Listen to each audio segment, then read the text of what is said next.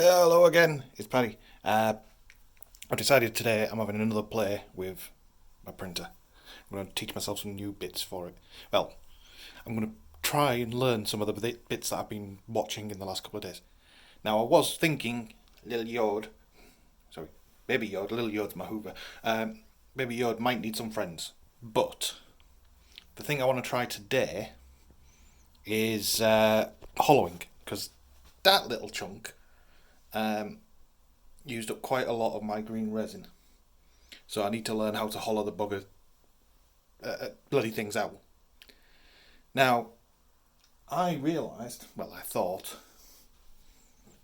as well as the green resin, I've got this. Oop, upside down. Grey resin. So, what would I be able to make that is simple and grey? So I'm going to print out some Beskar. I know I'm sticking to Star Wars, but yes, I found some Beskar ingot models, so I'm going to try and print myself some Beskar ingot. For that, we're going to go to the computer. Okay, so we're back in Cheetahbox, and what I need to do now is get the model in here. So, yep, as before, went to Thingiverse, and found myself a model that I liked. So this one is a Beskar Damascus ingot, and then as I've imported it, you can see that it's slightly too big for the build plate. Now I'm going to tweak this setting because, well, I need to.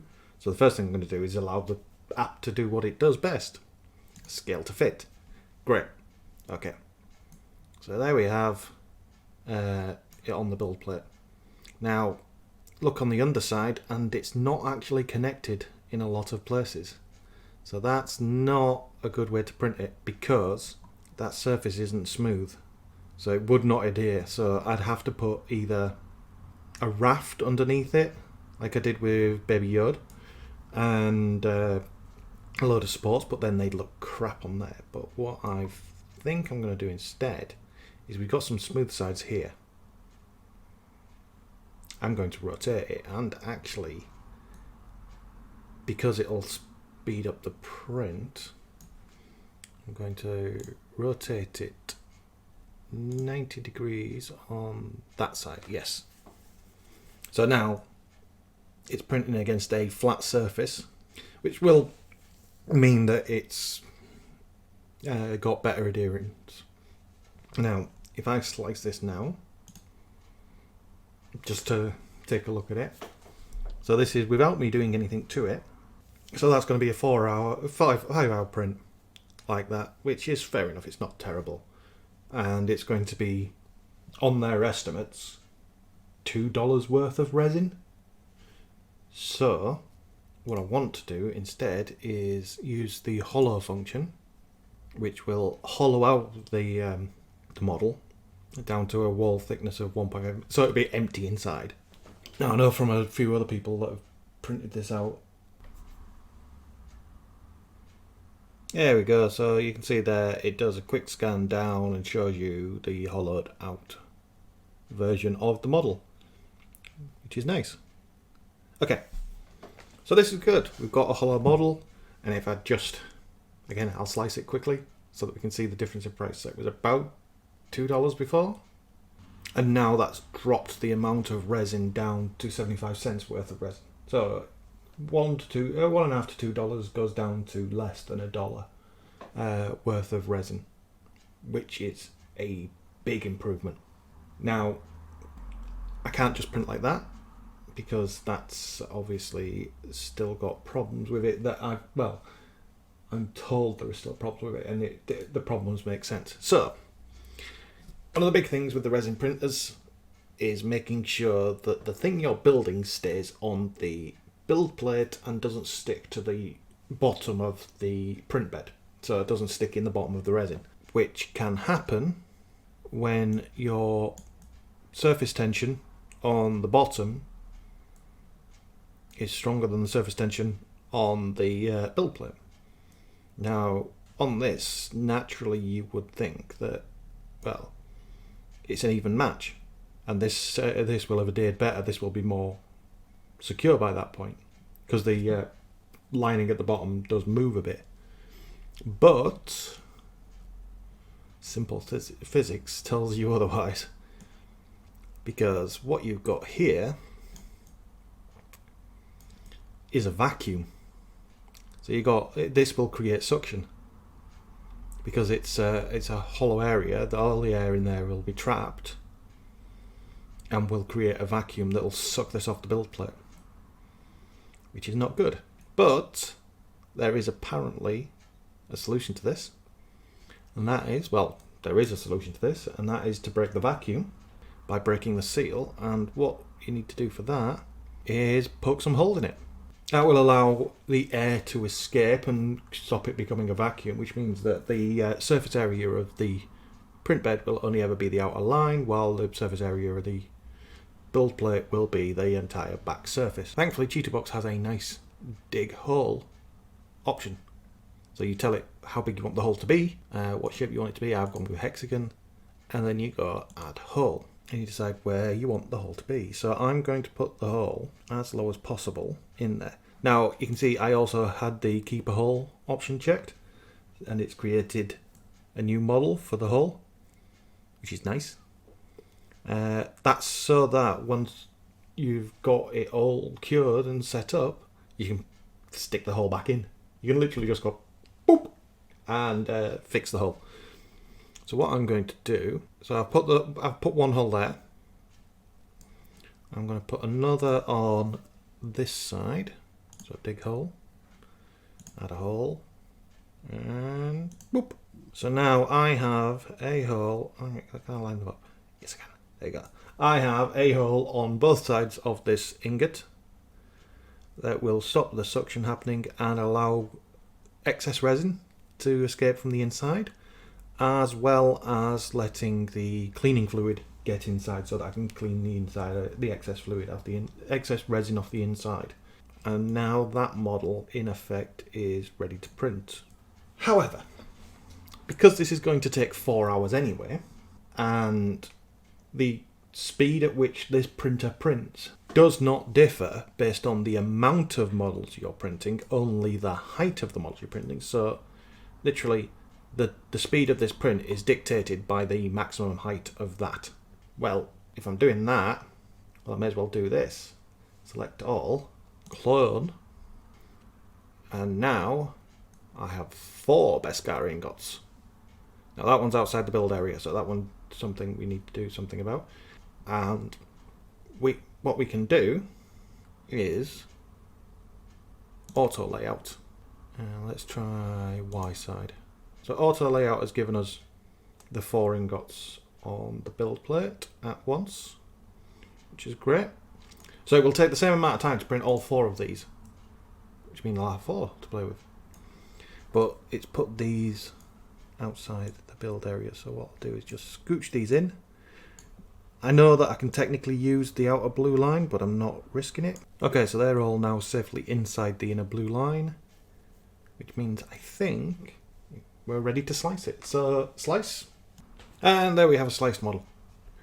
And you can see there, it's going to cost $3 worth of resin this time, but I'm printing 4, whereas before it was going to cost about $2 for 1 while it was solid. So a normal person, if they were testing, would probably only print 1. But I'm of the opinion, go big or go home. It's not worth it. So just quickly do this, and then yeah.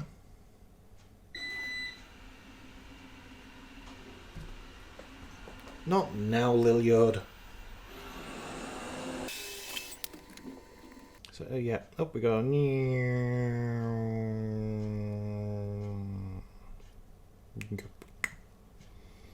Right, so let's save that, and then we get this on the pen drive and back to the printer. Okay, so knowing that I'll need some gloves, I bought a box of nitrile gloves.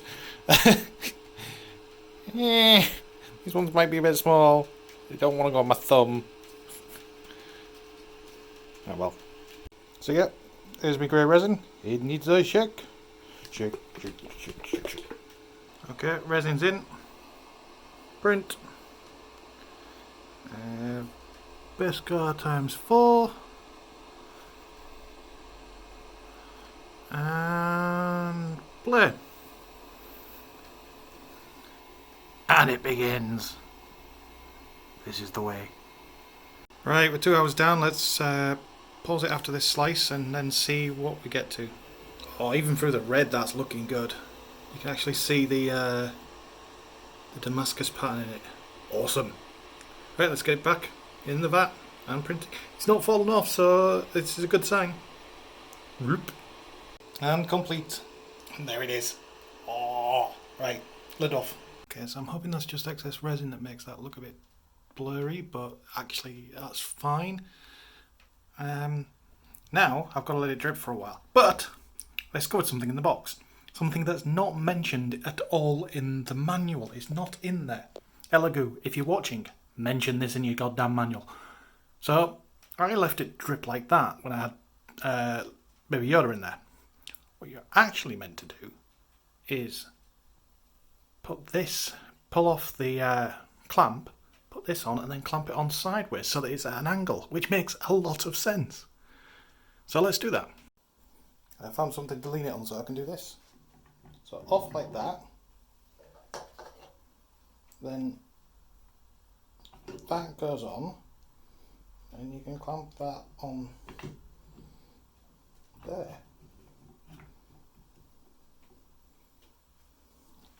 And then that allows you to basically let the thing drip like that, which is so much nicer.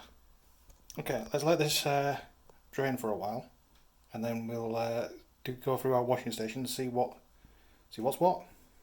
Okay, so they've been draining for a while now. Look fairly like they've got the worst of it off. Maybe still a bit grubby up there. But I have had a look around and changed a few things since the last video, since the last time I did this.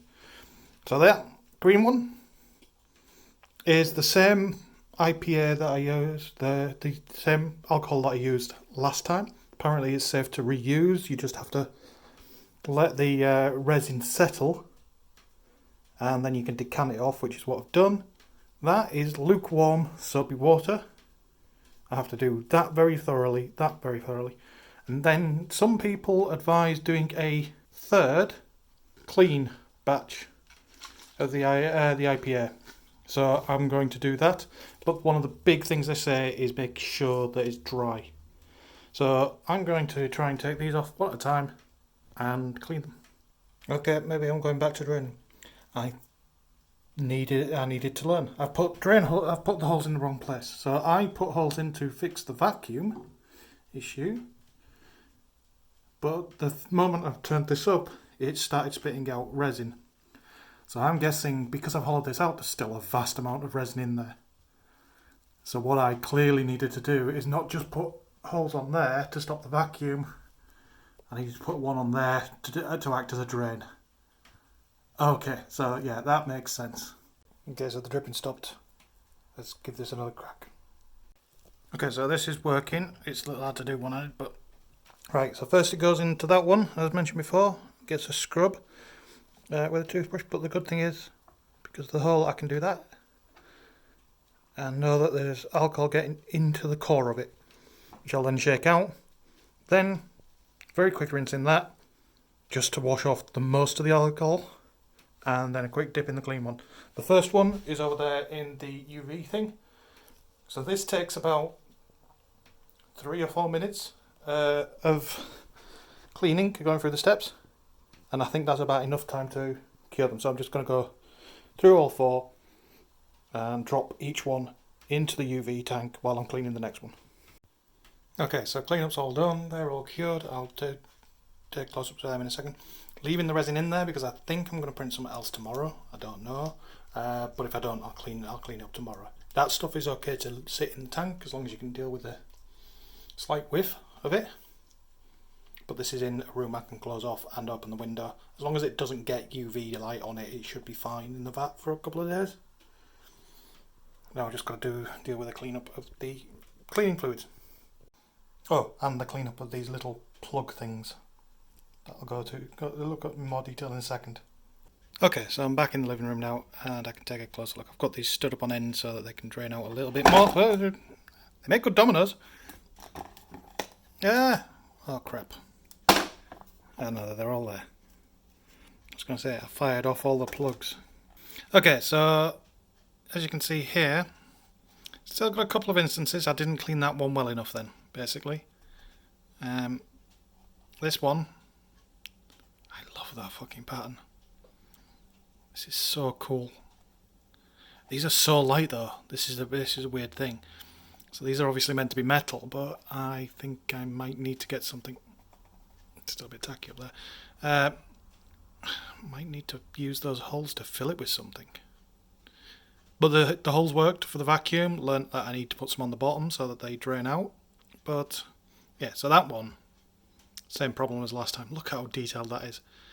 But the other ones, most of the white marks are gone. A couple of flecks back here, and I'm going to try and get rid of them. But yeah, it took the same amount of time to print out 4 as it did to print out 1, so why wouldn't I?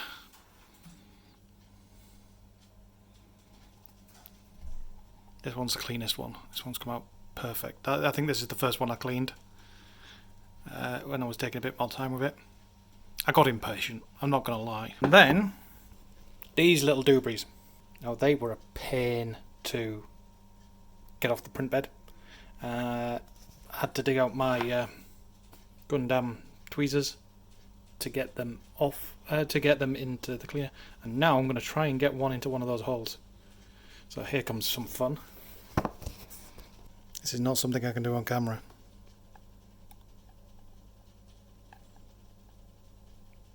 Nope. Pausing video. So yeah, with a bit of finagling. Focusing on the wrong thing there. Focus on the thing. You can see those plugs do go back in. Now the question is whether I'm going to bother, because they are noticeable, and I think that one's springing back out. I'll take a look. But for this print job, this is it. This is the video of it. I feel like I've got some ideas about hollowing now, so I can start looking at more complex models and how I'd hollow them to make them less costly. But I don't think I'm done with these. I think I'm going to try and grime these up and make them look more like metal, and maybe get some clay or some liquid clay or something like that and fill them so that they've got a bit more weight to them, because at the minute they're very, you hear that, very decidedly hollow. But anyway, that's it for this video. I'll see you the next time. Bye.